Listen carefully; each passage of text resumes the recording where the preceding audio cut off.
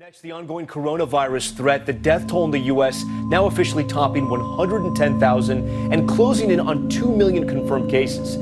At the same time, New York City, once the epicenter of the virus in America, preparing for phase 1 of its reopening tomorrow. Here's ABC's Trevor Ault.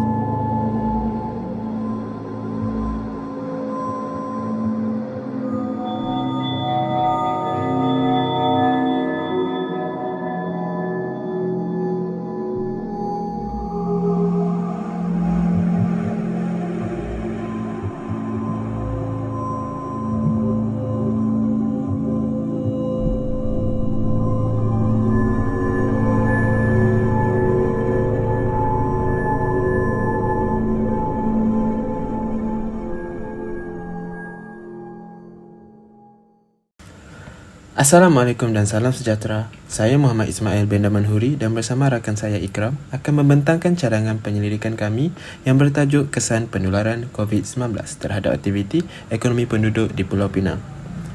Seperti yang semua tahu, pada beberapa bulan yang lalu, negara kita dikejutkan dengan penularan virus jenis nCoV atau dikenali sebagai COVID-19. COVID-19 ini merupakan salah satu daripada keluarga besar coronavirus yang pertama ditemui pada pertengahan tahun 1960-an.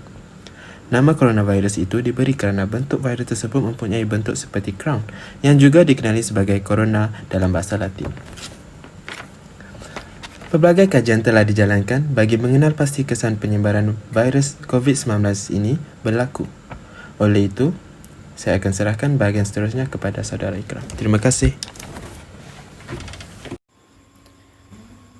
Assalamualaikum warahmatullahi wabarakatuh. Nama saya Muhammad Zul Ikram bin Muhammad Jamil akan menerangkan bab 2 iaitu sorotan karya. Untuk sorotan teori, dalam kajian ini kami telah mengkaji dan meneliti 10 artikel dan kajian lepas yang telah dilakukan mengenai isu COVID-19. Kata kunci yang digunakan ialah COVID-19, SARS, penyakit berjangkit dan wabak pandemik. Hasil daripada penelitian tersebut dapat dirumuskan dengan pembahagian antara sorotan teori dan sorotan empirikal. Dua teori utama yang dapat dikenal pasti berdasarkan kajian lepas ialah teori persamaan antara SARS dan COVID-19. Dalam teori tersebut, ramai pengkaji menemukan persamaan antara virus SARS dan COVID-19. Sebagai contoh, virus ini boleh tersebar melalui udara iaitu batuk dan atau bersin. Teori kedua ialah penularan penyakit melalui aktiviti pelancongan. Hal ini dibuktikan oleh sebuah kajian yang dilakukan di Peru dan Chile. Contoh penyakit ialah jangkitan pernafasan atas. Bagi sorotan empirikal, pelbagai topik yang dibincangkan mengenai isu ini, jadi kami memilih dua yang utama iaitu punca penularan wabak COVID-19 dan juga ekonomi terjejas akibat penularan wabak COVID-19. Seterusnya untuk metodologi kajian, kerangka kajian menerangkan bagaimana sesuatu kajian itu dijalankan.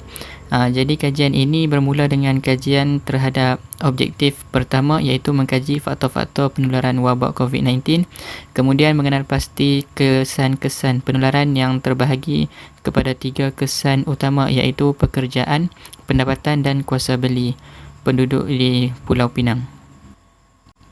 Untuk reka bentuk kajian, bagi objektif pertama, kami menggunakan sumber data prima. Jenis data yang digunakan ialah kualitatif iaitu kaedah temu bual dan jenis persempelan adalah bukan kebarangkalian iaitu jenis purposif. Yang kami memilih ahli perubatan sebagai responden untuk kami temu bual.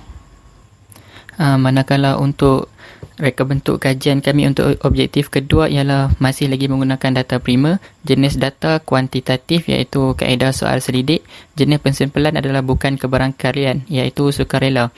Kami telah membuat pengiraan iaitu hasil sampel untuk responden untuk di soal selidik ialah seramai 400 orang iaitu di sekitar Pulau Pinang iaitu bahagian pulau. Okey, setelah semua data telah dikumpul, kaedah analisis data yang dipilih ialah kaedah deskriptif dan tematik. Diaplikasikan untuk menganalisa data-data mentah yang terkumpul untuk menjawab objektif kajian ini. Hal ini memudahkan pengkaji untuk menyusun dan mengikut kesesuaian topik secara sistematik. Tambah pula kaedah tersebut memudahkan pengkaji mendapatkan data secara lebih terperinci dan tepat. Itu sahaja daripada saya. Terima kasih. Sebagai konklusinya, melalui kajian ini, kesan penularan pandemik COVID-19 yang telah memberi impak kepada ekonomi di Pulau Pinang dapat dikenal pasti.